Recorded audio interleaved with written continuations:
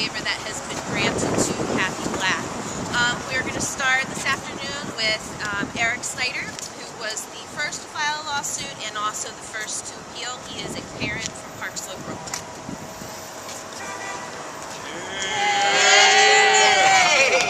Thank you, thank you.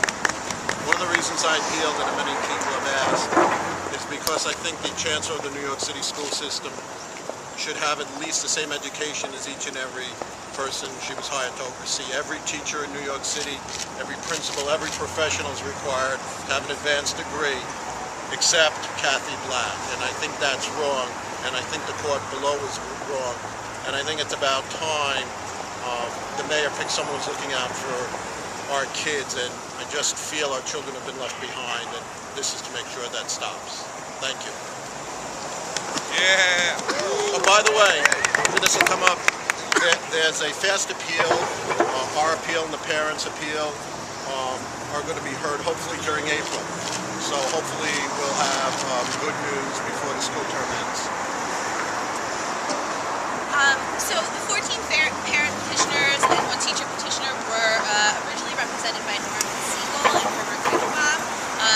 We are pleased to announce that Arthur Schwartz, who is a member of a new public interest law firm, Advocates for Justice, has taken on our case for the appeal, and Arthur will speak to you now. I want to read something that was written about Cathy Black. It says, her resume does not demonstrate extensive knowledge about educational issues confronting New York City's public schools. Her resume lacks evidence of knowledge or experience in the critical areas of educational standards, curriculum, and assessment, accountability, and the effective use of performance data to drive decision-making in a public education setting. Her resume does not contain experience in the preparation, evaluation, and support of great teachers and school leaders in turning around low-performing schools. You know who wrote that? Commissioner Steiner wrote that in his decision granting the waiver. Commissioner Steiner was supposed to assess exactly those factors in deciding whether or not the experience that Cathy Black had outside of, because she didn't have the educational qualifications, made up for her lack of qualifications in both having a master's degree and postmaster education. He made that statement, and then he said, but because she has great people around her, I'll grant her the waiver anyway. That's just not what the law says, and we think when we make that argument to the appellate division, they're going to see that very clearly. We will now hear from Assemblymember Rahim Jeffries, who is also a parent from Brooklyn. Good afternoon. It's an honor and a privilege to join with so many parents, educators, and others who are concerned about the education of the 1.1 million school children in the city of New York.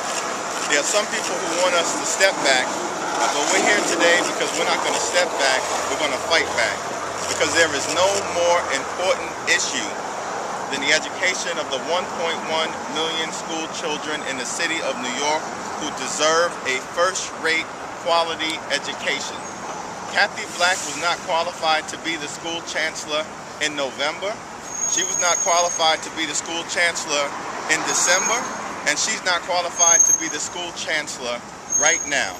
And if anything, her poor performance during her first few weeks in office have confirmed our initial suspicions about her. Now, the waiver law is clear. A waiver can only be granted based upon the professional training and experience of the applicant.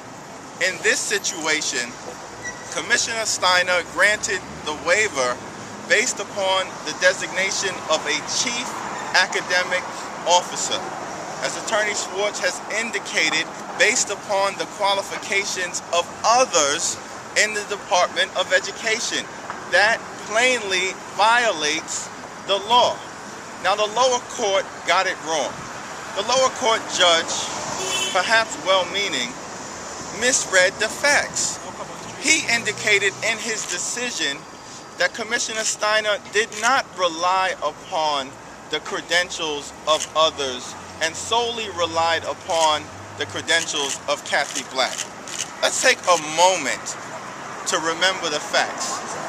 On Tuesday, November 23rd, Commissioner Steiner walked into a meeting of his advisory panel and expressed his opinion, saying he did not believe that Cathy Black was qualified to be school chancellor, and so his recommendation was no, not at this time.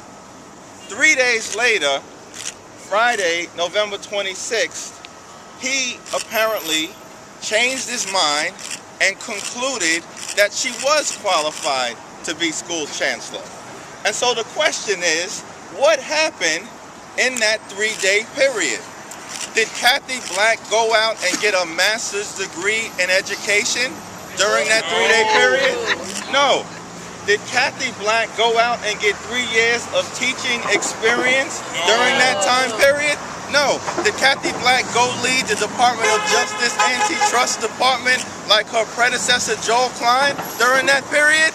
No. The only thing that happened between November 23rd and November 26th was the designation of a chief academic officer, and if anyone else concludes otherwise, it's just smoke and mirrors. And that is why we are here today to forge forward with this appeal, because the law does not permit Cathy Black to be the school chancellor of the city of New York.